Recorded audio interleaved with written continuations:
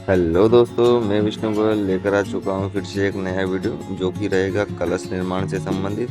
जैसा कि आपको डिस्प्ले में दिखाई दे रहा है, इस कलश के निर्माण की सारी प्रतिक्रिया आपको चुनाई में मैं बताने वाला हूँ कि इसकी चुनाई किस प्रकार से की जाती है। तो ये हमारे शिखर का जो टॉप है वो रखा है दोस्तों 52 इंच का।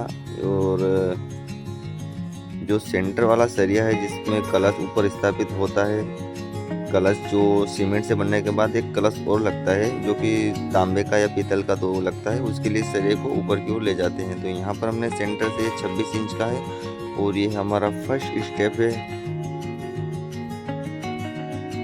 तो ये देख सकते हो आप, ये है हमारा 22 इंच का।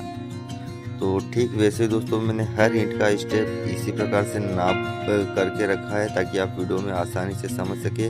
और ये शिखर का जो बाहरी हिस्सा था, यहाँ से हमारा 4 इंच अंदर की ओर फैला स्टेप हमने लगाया है। और स्टेप बाय स्टेप दोस्तों सभी वीडियो में इसी प्रकार से आपको टेप में सारी जानकारी और सारा नाप मिल जाएगा। तो वीडियो पर बने रहे और वीडियो को अंत तक जरूर देखें, तभी आप इस कलश निर्माण की संपूर्ण जानकारी सीख पाओगे। यदि आप वीडियो हमारे चैनल पे नए हैं तो चैनल को सब्सक्राइब कर लेना। इसी प्रकार की मंदिर से संबंधित वीडियो आपको हमेशा मिलती रहेगी।